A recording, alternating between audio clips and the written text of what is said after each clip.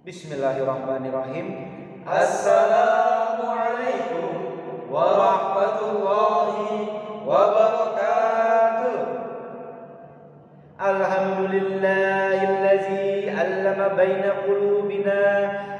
Assalatu wassalamu ala man utila alaihi al-Qur'an wa ala alihi wa ashabihi zawil jiddi wal kiram, amma ba'du. Dewan Hakim yang arif dan bijaksana, hadirin rekan-rekan seperjuangan yang berbahagia. Di era industri 4.0 seperti sekarang ini telah tersedia alternatif dalam berkomunikasi, yaitu melalui media sosial atau komunikasi melalui dunia lain. Melalui komunikasi media sosial memberikan manfaat yang luar biasa, karena hanya bermodal smartphone dan kuota kita dapat menjelajah seluruh isi dunia. Dengan itu juga kita dapat berkomunikasi dengan teman dan sanak keluarga di seluruh mancanegara. Berbagai macam informasi dan berita pun dapat kita ketahui dalam sekejap mata. Oleh karena itulah media sosial sangat diminati di negara kita.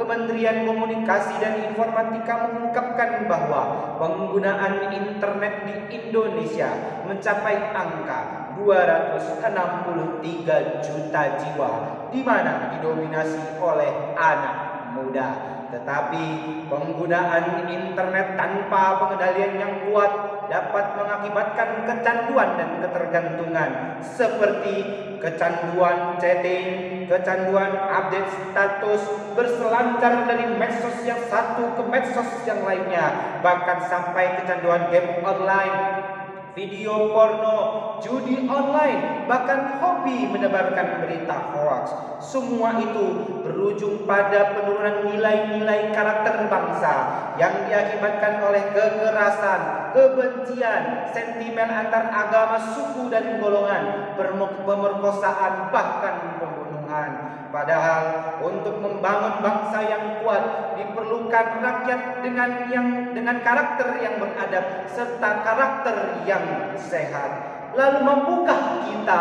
membangun karakter yang mulia di tengah perkembangan teknologi yang tiada tara? Sebagai jawabannya, di kesempatan yang mulia ini, izinkanlah kami untuk membawakan syarahan Quran dengan judul Membangun karakter bangsa yang beretika dalam komunikasi di media sosial, dengan landasan firman Allah, surah Al-Rahman ayat 33. A'udzu billahi minasy syaithanir rajim. Bismillahirrahmanirrahim. Ya ma'syaral jinni wal insi in istata'tum an tanfudhu min aqtaris samawati wal ardi fanfudhu la tanfudhuna illa bisultan. Aku berlindung kepada Allah dari godaan syaitan yang terkutuk. Dengan menyebut nama Allah yang Maha Pengasih, Maha Penyayang. Wahai golongan jin dan manusia, jika kamu sanggup menembus melintasi penjuru langit dan bumi, maka tembuslah. Kamu tidak dapat menembusnya kecuali dengan kekuatan dari Allah. Hadirin rahimakumullah, Imam Al-Qazim dalam kitabnya Lubab At-Ta'wil fi Ma'ani At-Tanzir juz ke-7 halaman ke-6 menjelaskan, ini istata'tum an tanfuzu min aqtaris samawati wal ard fatukhriju rabbahum hatta la yaqdiru alaikum fatukhriju.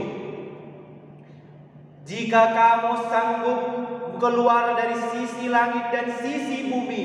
Kemudian dengan itu kamu dapat melemahkan Tuhanmu sehingga dia tidak dapat lagi berkuasa atas dirimu, maka keluarlah. Kemudian dalam kalimat illa bisultan dijelaskan dan ditafsirkan oleh Al-Qazim, la taqdiru 'alan nubuti illa biquwatin wa bahrin wa ghalawatin. Faqala Ibnu Abbas illa bisultan ay illa fabayyinatin minallahi ta'ala. Kamu sekali-kali tidak dapat melakukannya kecuali dengan kekuatan dan kekuasaan. Ibnu Abbas menjelaskan, kecuali dengan kekuatan Allah Subhanahu wa ta'ala. Surat Ar-Rahman ayat 33 tadi merupakan ayat yang menerangkan kepada kita bahwa manusia tidak dapat lari dari pertanggungjawaban dan ketetapan Allah Subhanahu wa ta'ala. Ayat tadi juga memotivasi kita untuk menuntut ilmu dan mengembangkan teknologi dengan catatan kemampuan dan kesanggupan manusia dalam mengembangkan teknologi sejatinya tidak bisa terlepas dari ketetapan dan kekuasaan Allah Subhanahu wa ta'ala. Saat ini perkembangan ilmu pengetahuan dan teknologi begitu pesat dan sudah sampai dalam perkembangan teknologi digital. Teknologi digital diciptakan oleh manusia untuk mempermudah kehidupan sekaligus sebagai tolak ukur kemampuan suatu bangsa. Pada era teknologi ini memberikan dampak positif dari banyak segi, di antaranya segi ekonomi, politik, sosial, budaya, dan keagamaan, seperti lahirnya unit conference yang memperluas kerja online shop sehingga melahirkan pebisnis dengan modal kecil. Kemudian lahir tokoh-tokoh politik terbaik dari penjuru negeri, para ulama dan penceramah yang sedang viral di tengah-tengah masyarakat. Bahkan bermunculan para YouTuber yang mengais rezeki dengan membuat video konten dan mengharap bagi penontonnya untuk mengklik tombol like, share, and subscribe. Hadirin rahimakumullah, begitulah teknologi memberikan dampak yang luar biasa sekaligus mengingatkan kita akan kekuasaan Allah Subhanahu wa ta'ala. Meskipun implikasi teknologi adalah perubahan yang cepat, akan tetapi eksistensi akidah sebagai while of thinking, while of investigation and thinking clearly, and the mirror of the high order thinking. Namun kenyataannya hadirin, pada saat ini dampak positif dari perkembangan teknologi itu sering ternodai oleh berbagai macam hal-hal negatif yang bersifat ketergantungan dan kecanduan yang membuat si penggunanya lalai mengingat Tuhannya, seperti berbaknya virus yang menjangkit balita hingga lansia, yaitu virus tak bisa berhenti bermain game online, hingga di antara mereka ada yang mengalami gangguan jiwa. Bahkan nauzubillahi min dzalik, ada di antara mereka yang ketika sakratul mautnya tetapi jari jemarinya bergerak-gerak seolah sedang bermain game online.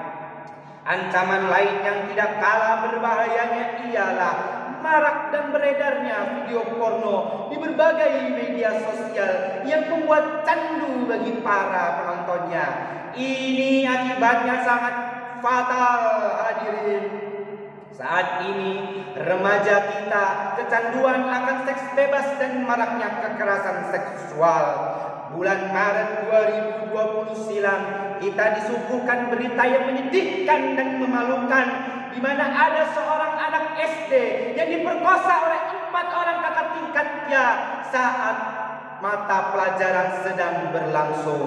Selain game online dan video porno, penyebaran berita hoaks pun juga merupakan dampak yang ditimbulkan dari media sosial, sehingga muncul tokoh-tokoh yang penuh dengan pencitraan kebohongan dianggap kebenaran, dan kebenaran dianggap kebohongan, yang salah dipuji dan yang benar malah dibuli, sehingga berbagai macam konflik yang timbul di tengah-tengah masyarakat pun terjadi. Betul hadirin?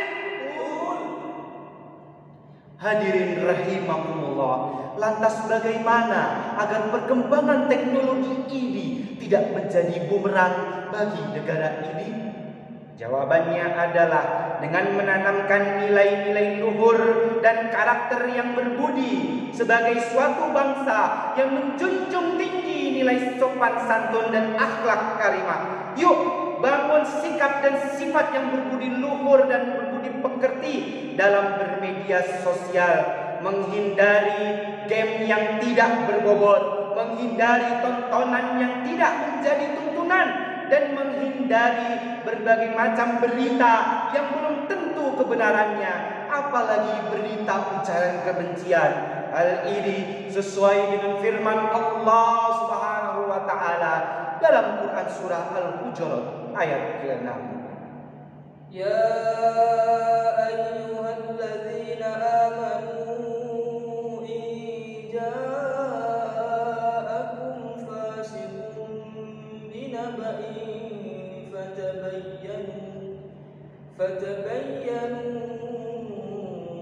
in tusibu qauman bijahalatin fatusbihu ala ma fa'altum nadimin. Shadaqallahul azim. Wahai orang-orang yang beriman, jika datang kepadamu kaum fasik membawa suatu berita, maka periksalah dengan teliti agar kamu tidak menimpakan suatu musibah kepada suatu kaum, agar kamu tidak menyesal atas perbuatanmu itu. Maha benar Allah yang maha agung dengan segala firman-Nya. Hadirin rahimakumullah, sebagai simpulan dari syarahan kami, perkembangan teknologi tidak bisa dibendung, dan kita sebagai penduduk bumi masa kini harus pandai dalam memilah dan menyikapi perkembangan teknologi tersebut dengan cara menanamkan nilai-nilai Islam sedari dini dan bijak dalam menggunakan media sosial. Filtrasi terhadap pengaruh dari teknologi juga merupakan wewenang dari para pemangku kekuasaan di negeri ini. Pemerintah memiliki kewajiban untuk melindungi segenap rakyatnya dari dampak negatif teknologi dengan cara memperkuat dan mempertajam pendidikan karakter di skala dini, memblokir dan menghentikan segala macam situs-situs kekerasan dan pornografi, serta penguatan hukum bagi para pelanggar dan penyalahgunaan teknologi. Dengan demikian, hidup di era perkembangan zaman teknologi ini menjadikan bangsa ini menjadi bangsa yang maju, disertai dengan akhlak dan sifat yang beradab sesuai dengan Pancasila dan Undang-Undang Dasar 1945, sehingga harapan kita untuk terwujudnya baldatun thayyibatun wa rabbul ghafur bisa terwujud. Amin, amin ya rabbal alamin. Demikian yang dapat kami sampaikan. MTQ tertunda karena corona. Semoga wabahnya menjadi masa lalu. Manfaatkan sosial media untuk berkarya agar Indonesia kita semakin maju. Setuju? Setuju. Wabillahi taufiq wal hidayah. Wassalamualaikum warahmatullahi wabarakatuh.